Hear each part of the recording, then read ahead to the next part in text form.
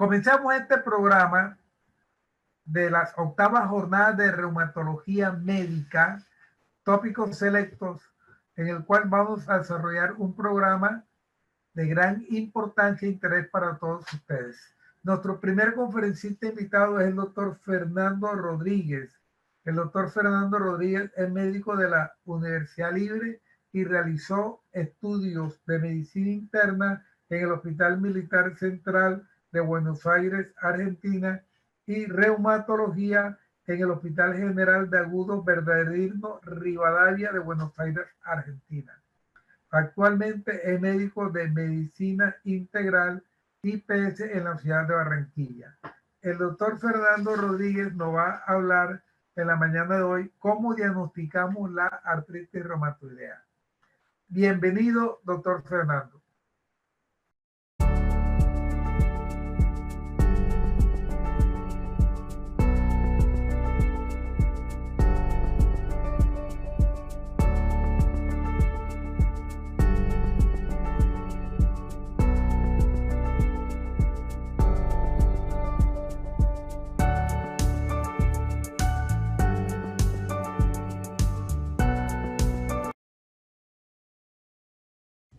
Buenos días a todos. Mi nombre es Fernando Rodríguez. Para los que no me conocen, soy internista reumatólogo, egresado de la Universidad de Buenos Aires, Argentina.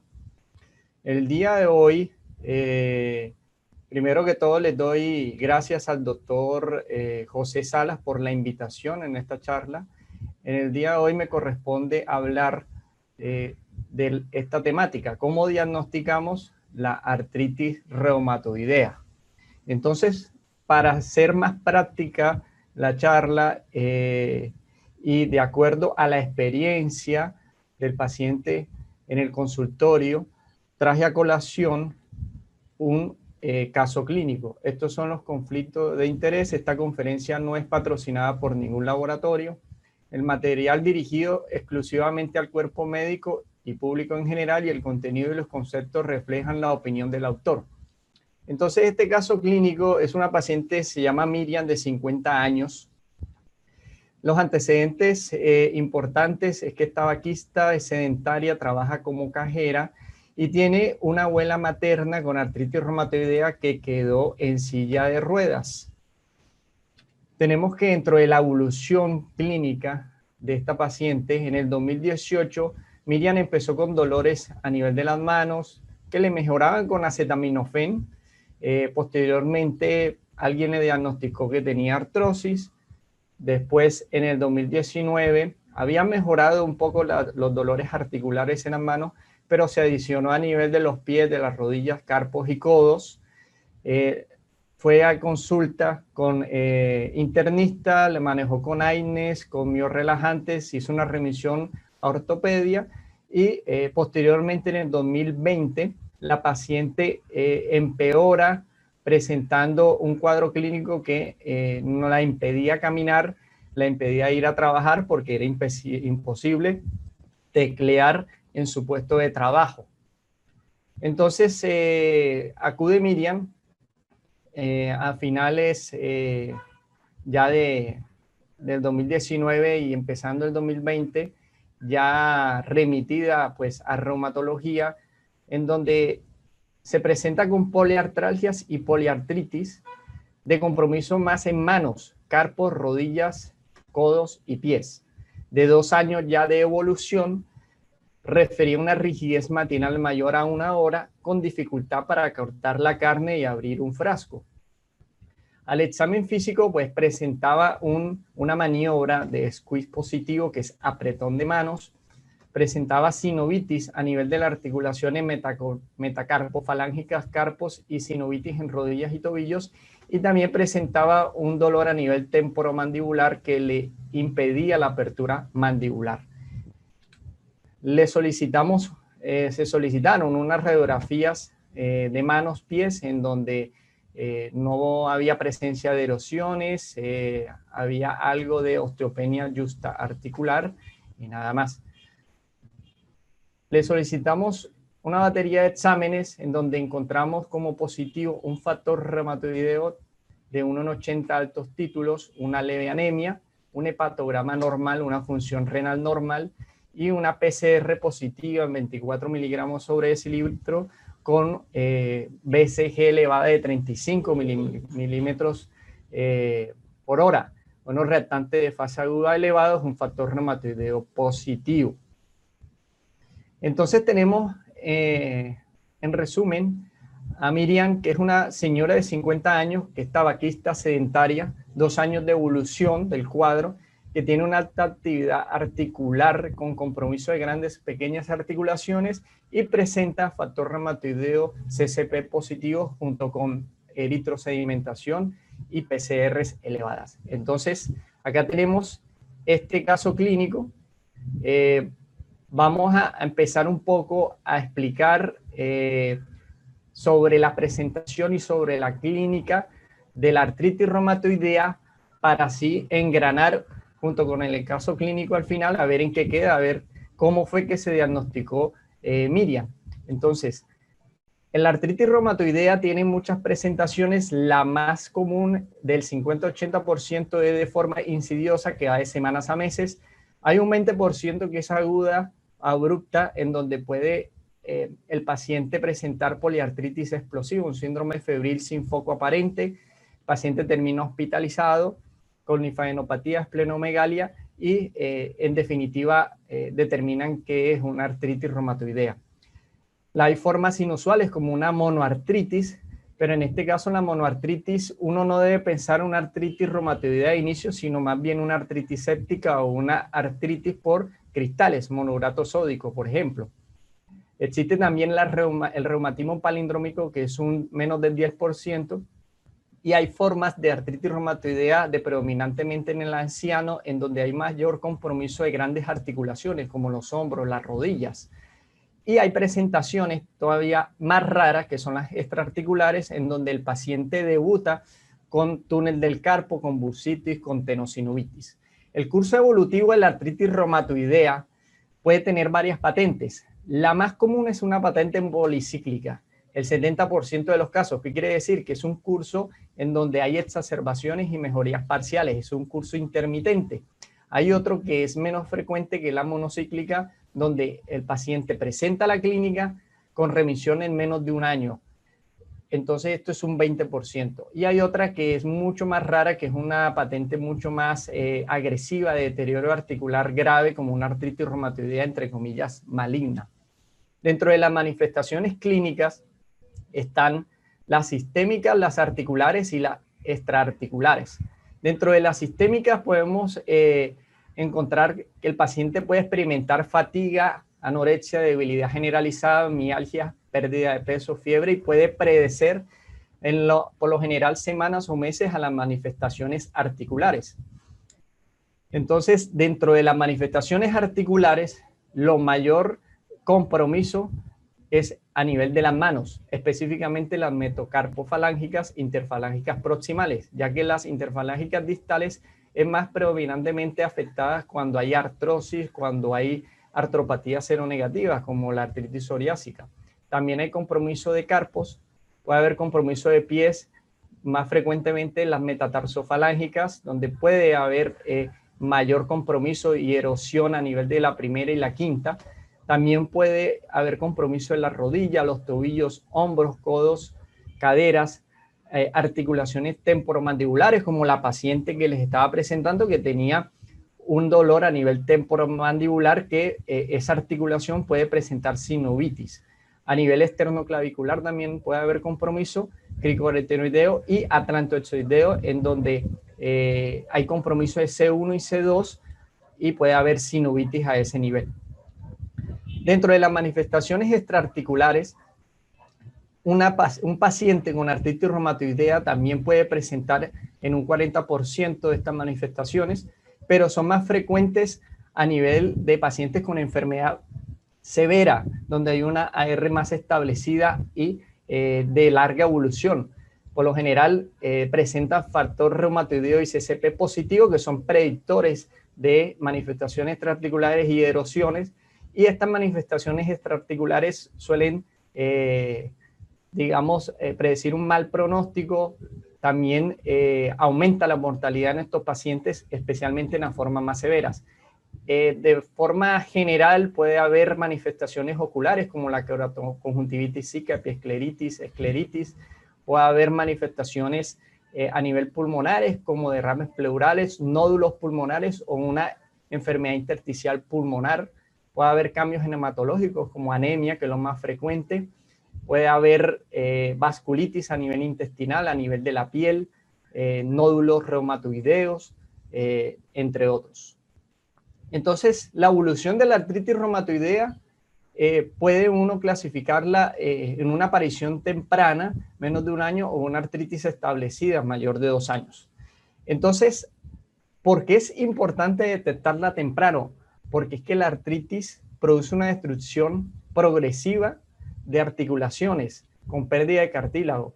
Al haber esa destrucción, hay un daño de ligamentos, tendones, produce una pérdida de capacidad funcional y calidad de vida y reduciendo la expectativa de vida del paciente, aumentando al doble la mortalidad en comparación a una población general. Entonces, esto nos lleva a que el diagnóstico precoz es clave, en donde debemos tener en cuenta el concepto de ventana de oportunidad. ¿Por qué? Porque al hacer un diagnóstico precoz, al tener una ventana de oportunidad, el tratamiento precoz va a ser más eficaz, ocasionando menos secuelas y así menos discapacidad.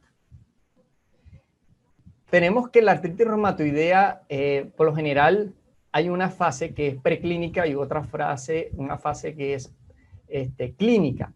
La preclínica son pacientes que presentan, pueden estar asintomáticos desde el punto de vista articular, pero presentan anticuerpos APA positivos, que incluso en algunos estudios pueden estar presentes 3-4 años previos a que el paciente desarrolle síntomas.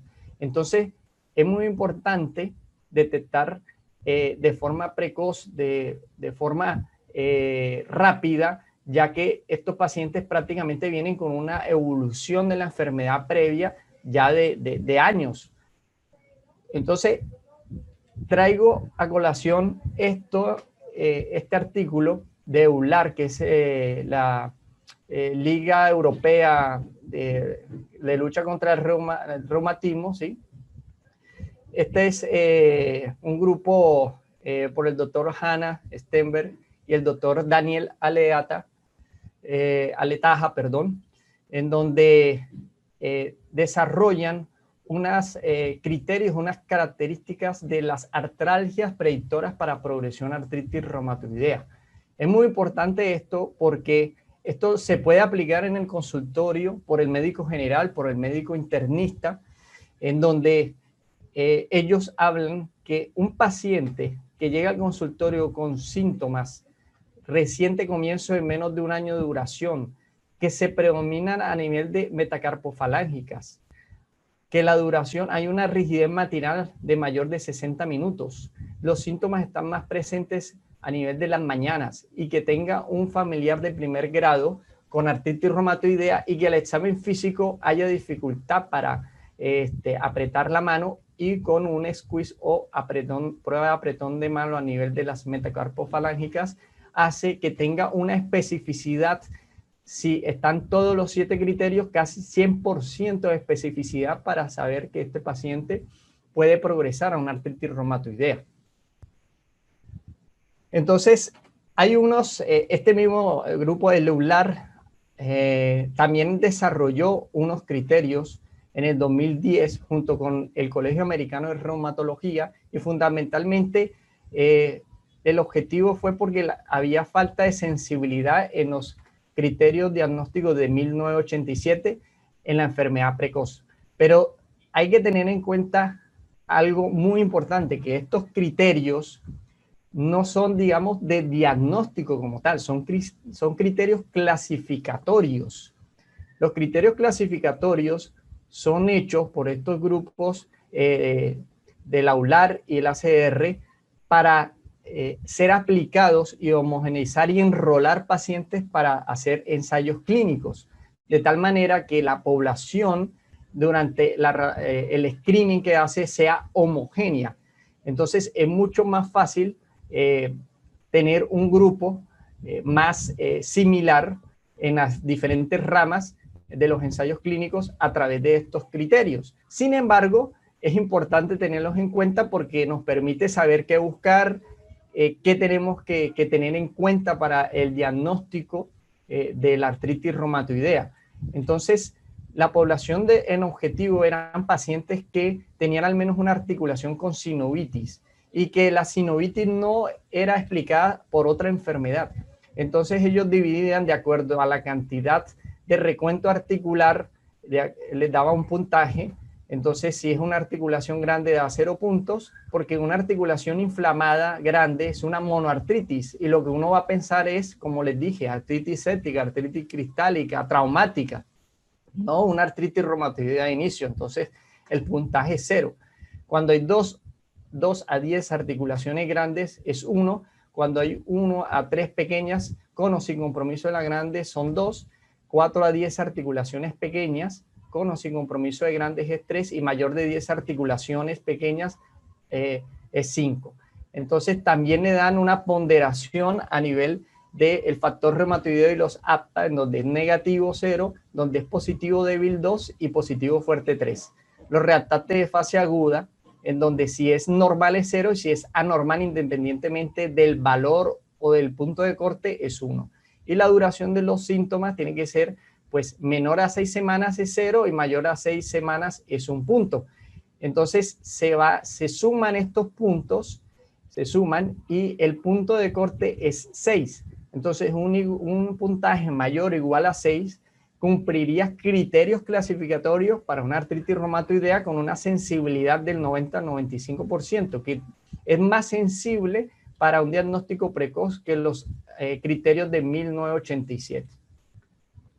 Entonces, ¿cómo diagnosticamos a Miriam? Miriam tiene un factor reumatoideo, un CCP positivo fuerte, tenía reactantes de fase aguda elevadas, número de articulaciones dolorosas 7 e inflamadas 7 y una evolución mayor de 6 semanas. Esto le da un puntaje de 8 que clasifica para artritis reumatoidea. Entonces tenemos esta paciente que es una artritis reumatoidea dentro de los 2 primeros años, es una artritis temprana, en donde el diagnóstico ha sido un poco tardío, eso sería un factor de mal pronóstico, mayor de 3 meses el diagnóstico en la demora, pero ya está diagnosticada para empezarla a tratar. Entonces, este artículo de Combe en el 2017 recalca que los pacientes que se detecten artritis deben ser referidos y vistos por un reumatólogo en lo posible dentro de las 6 semanas posteriores a la aparición de los síntomas. El examen clínico es fundamental porque el diagnóstico es clínico. A veces hay excepciones en donde no hay una sinovitis subclínica, hay una duda porque hay fibromialgia, la paciente tiene otras comorbilidades que puedan enmascarar mucho el dolor y puede uno utilizar la ultrasonografía para analizar lo que es sinovitis por Power Doppler o por escala de Grisis. Si no se puede llegar a un diagnóstico definitivo, pero hay un diagnóstico, o sea, hay una artritis constatada, se va juntando, pues, si tiene factores de riesgo para artritis persistente, cuántas articulaciones inflamadas tiene, si hay reactante de fase aguda elevado o si tiene factor reumatoideo APA positivo, ya sin duda, pues, habría que empezar a tratar. ¿Qué laboratorios debemos pedir para tratar de guiarnos al diagnóstico de una artritis reumatoidea? No puede faltar la eritrosedimentación y la proteína C reactiva como parámetros de inflamación junto con el factor reumatoideo. Inicialmente el factor reumatoideo que a veces es suficiente para el diagnóstico. Ya cuando hay dudas, está borderline o está negativo y hay sospecha clínica, podemos recurrir al anti-CCP. Y aparte, pues, el resto de batería de laboratorios como el hemograma, el hepatograma, la urea, la creatinina, glicemia, serología, un screening, pretratamiento con DIMAR, con PPD, orina completa y recordar la vacunación del paciente. Esto es muy importante aclarar algunas cosas sobre estos anticuerpos y estos reactantes de fase aguda. Debemos tener en cuenta que las características generales de un anticuerpo ideal es que tenga buena sensibilidad, o sea, que detecte el mayor número de pacientes posibles, buena especificidad, que el número de falsos positivos sea el menor posible, ¿ya? Entonces, así la presencia temprana de estos anticuerpos va a permitir un diagnóstico temprano y la capacidad pronóstica también la puede predecir.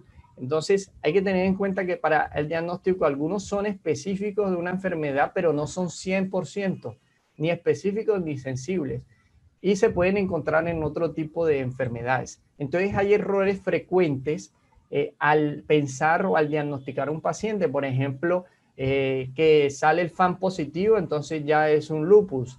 Que tiene el factor reumatoideo positivo, entonces listo, ya es una artritis reumatoidea. O un diagnóstico con artritis pidiendo bastos o una vasculitis por ANCA. Y el pensamiento no es correcto, porque el FAN, el factor reumatoideo, es un laboratorio, simplemente un laboratorio en donde no es 100% y 100% sensible ni específico, y tenemos que valernos por la clínica, porque el paciente puede tener un factor reumatoideo positivo, pero si no tiene una sinovitis constatada por un profesional experimentado, un reumatólogo, no tiene clínica y no tendría criterios clasificatorios para artritis reumatoidea. Entonces, debemos tener en cuenta y recordar que el factor reumatoideo, hay varios isotipos, que es IgG, IgM, IgA, y que depende de la técnica va a ser mayor o menor específico. La técnica del látex tiene menor especificidad que la turbidimetría y la nefelometría y por ELISA, que esto nos permiten determinar los diferentes isotipos, ya que el isotipo IgM es positivo en el 80-90% de los pacientes con artritis reumatoidea. Dentro de los anticitrulina, esta tiene una sensibilidad pues similar al IgM del factor reumatoideo, pero combinados los dos tienen una especificidad del 96 y sensibilidad del 99.5 para artritis reumatoidea. Esto es muy importante porque permite un diagnóstico temprano en 50-70% y predice erosiones articulares. Entonces tenemos que la sensibilidad y especificidad siempre se eleva, más que todo la especificidad en comparación del factor reumatoideo a anti-CCP. Es mucho más específico para el diagnóstico de la artritis reumatoidea. Y si combinamos la anti-CCP y el factor reumatoideo, sería la combinación más adecuada pues para tratar de predecir el desarrollo de artritis reumatoidea. Entonces, como yo les dije, ya hay estudios en donde los anticuerpos séricos previos al primer síntoma de sinovitis, artritis franca, por ejemplo, en 10 años puede estar presente en un 25% el anti-CCP y el factor reumatoideo un 15%. O sea, es mucho más frecuente y más específico el anti-CCP. Y si lo vemos en 1.5 años previos al primer síntoma, también sigue superando el anti-CCP con un 52% en comparación a un 30% en el factor reumatoideo. Entonces, dentro de las reactantes de fase aguda, la eritrosedimentación tiene varias ventajas. Bajo costo, rápido, pero tiene varias desventajas, como que aumenta con la edad, varía según el género, porque es mucho más elevado el punto de corte en mujeres, aumenta con el embarazo, puede variar con medicamentos y varía, esto es muy importante, con la viscosidad plasmática, el tamaño, forma, el número de eritrocitos. Entonces, tampoco uno debe de fiarse 100% de una eritrosedimentación elevada, porque la eritrosedimentación elevada puede estar causada por todos estos factores confundidores y también la puede dar por una infección que tenga el paciente, que no necesariamente es por inflamación articular, puede ser una periodontitis, una infección urinaria. Entonces hay que detallar y tener en cuenta estas anotaciones. También cabe acotar que la PCR es mucho más sensible, mayor sensibilidad que especificidad como marcador de inflamación, que puede aumentar dentro de las primeras 6 horas a un estímulo inflamatorio y el pico máximo a las 48 horas. Y suele estar relacionado mucho mejor con la extensión y la intensidad de la reacción inflamatoria que la eritrosedimentación. Y esto, la PCR no varía con la edad ni con la morfología de los glóbulos rojos. Entonces ya tenemos algo sobre los reactantes de fase aguda, los anticuerpos. Ahora, ¿qué imágenes pedir? No puede faltar para una artritis reumatoidea una radiografía ambas manos, proyección de frente, ambos pies, proyección de frente, una radiografía de tórax, frente y perfil, más para el screening de tuberculosis latente. La radiografía de columna cervical también es muy importante y no olvidarnos que hay que pedir el neutro y máxima flexión. ¿Por qué? Porque el paciente también presenta sinovitis a nivel de la articulación atlantoexoidea. Al presentar sinovitis puede producir una subluxación atlantoexoidea y eso es lo que vamos a ver en una radiografía de columna cervical. Y bueno, podemos pedir otros tipos de radiografía de acuerdo al dolor de la articulación comprometida. Entonces, el diagnóstico de artritis reumatoidea es clínico, es eminentemente clínico y no existe ninguna prueba de laboratorio que sea 100% específica y sensible para la artritis reumatoidea. Esto es muy importante. Además, podemos enfrentarnos también ante un escenario que puede ser el siguiente, una artritis reumatoidea seronegativa. ¿Qué quiere decir? Es un paciente que nos llega al consultorio con inflamación, dolor articular propio a nivel de las metocarpofalángicas pequeñas o grandes articulaciones, que tiene elevada la eritrosedimentación, la PCR, pero que tiene factor reumatoideo y anti-CCP negativos. Entonces nosotros acá no podemos decir que porque no tenga el factor reumatoideo o CCP positivos, el paciente no tiene artritis reumatoidea. Entonces nos tenemos que valer acá de la experiencia clínica del conteo articular y la detección efectiva de las articulaciones inflamadas, porque muchas veces, como les dije, la eritrosedimentación en la PCR puede que estén elevadas, puede que no, pero si nosotros constatamos una artritis de las articulaciones propias, propias que comprometen y que causan artritis reumatoidea, aunque tenga el factor reumatoideo y CCP negativos, también podemos diagnosticar una artritis reumatoidea seronegativa. Obviamente descartando y haciendo diagnósticos diferenciales para mirar que no sea otra cosa. ¿Cómo qué diagnósticos diferenciales? Las más frecuentes es la osteoartritis, las artropatías por cristales, las espondiloartropatías, la fibromialgia, que es la gran simuladora, y el lupus eritematoso sistémico, que están todos en rojo, que serían como los diagnósticos que habría que descartar para llegar a pensar que ya definitivamente un paciente tiene una artritis reumatoidea seronegativa. Muchas veces estos pacientes tienen anticuerpos negativos y posteriormente elevan anticuerpos. Muchas veces si es muy temprana los dolores articulares. Ya los demás diagnósticos diferenciales, pues es mucho más detallado, es cosa mucho más fina, con esclerodermia, polimialgia reumática, hepatitis C, B, enfermedad de Still del adulto, entre otras. Entonces, en conclusión, el diagnóstico en artritis reumatoidea precoz es clave. Y el diagnóstico es eminentemente clínico, no nos podemos guiar 100% por los anticuerpos, por los reactantes. Los tenemos que utilizar obviamente y nos tenemos que guiar y si están elevados y si están positivos, obviamente, o sea, asociado a la clínica, pues nos van a ayudar a hacer un diagnóstico mucho más certero. Hay que remitir oportunamente al reumatólogo, ¿ya? Y los criterios son clasificatorios. Entonces, los que yo les expliqué, en donde los criterios Euler ACR, digamos, son más que todo para ensayos clínicos, hay que dejárselos para ellos, pero nos sirve y es importante tenerlo en cuenta para guiarnos a la hora de hacer un diagnóstico. Entonces, esas serían las conclusiones. Muchas gracias a todos.